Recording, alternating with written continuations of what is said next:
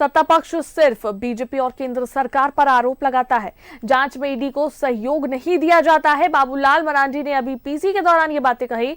गठबंधन की सरकार भ्रष्टाचार में लिप्त है। भ्रष्टाचार से बचने के लिए हथकंडे अपनाती है सरकार। ईडी के मामले को भी सरकार टालती रहती है।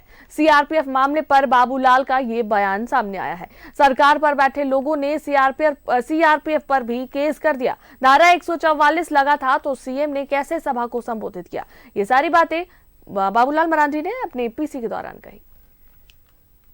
समझ रखो और मैं फिर से हेमंत सोरेन जी को कहूंगा कि भाई जांच में आप बाधा मत डालिए, जांच में आप सहयोग करिए। आपको बुलाते हैं तो आप उसमें हाजिर होइए, जाइए। अगर आपने गड़बड़ नहीं किया है तो फिर डर किस बात की है। लेकिन यहाँ तो लगता है कि वो खुद इतनी गड़बड़ी में, जिसको बोलते हैं कि अखंड डूबे हुए लगता है, भ्रष्टाचार में है। अब उनके पास उसका कोई जवाब नहीं लगता है कि इसलिए वो बाएं दाएं करके वो भागने की कोशिश करें। कब तक भागेंगे?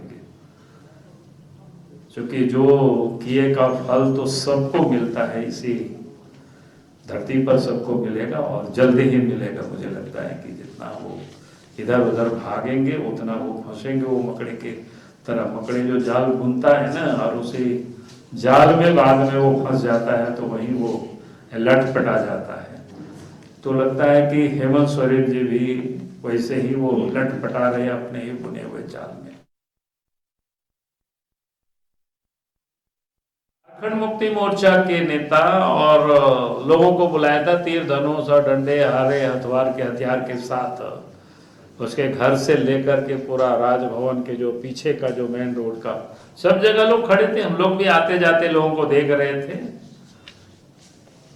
और शाम में तो फिर वो निकल करके हेमंत सोरेन ने खुद सभा को संबोधित कर रहे हैं। कायदे से सबसे पहला मुजरिम और 144 का किसी ने कोई उल्लंघन किया तो हेमंत सोरेन जी ने किया। सीआरपीएफ वाले तो या राज्य सरकार की पुलिस ने भी काफी तादाद में रहे होंगे वहां पर सिक्योरिटी में।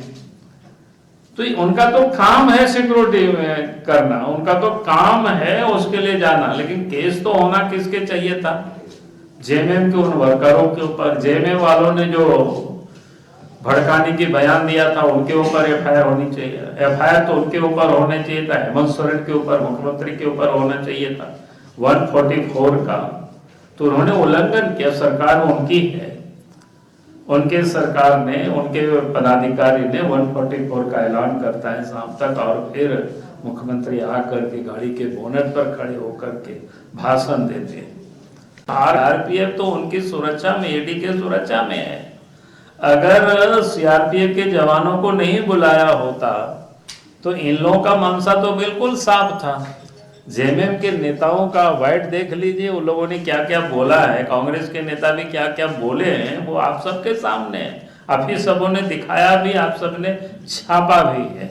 वो लोग तो चाहता ही था कि भाई ऐसी परिस्थितियां पैदा हो ताकि हम बता सके, बोल सके कि भाई देखिए क्या बोलते हैं, ये झगड़ा झंझट हुआ।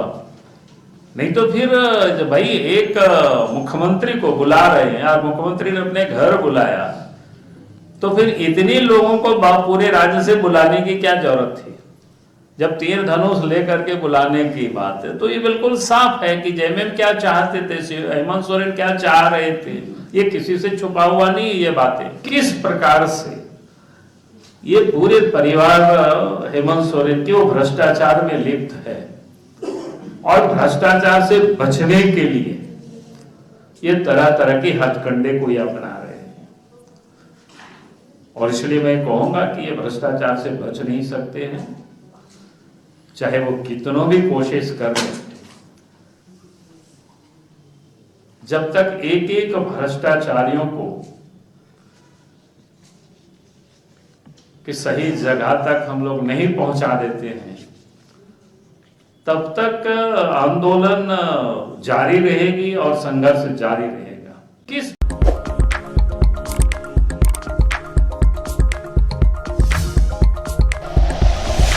Like and share videos, subscribe करें हमारा चैनल और प्रेस करें बेल आइकॉन। न्यूज़ 11 भारत, सच है तो दिखेगा।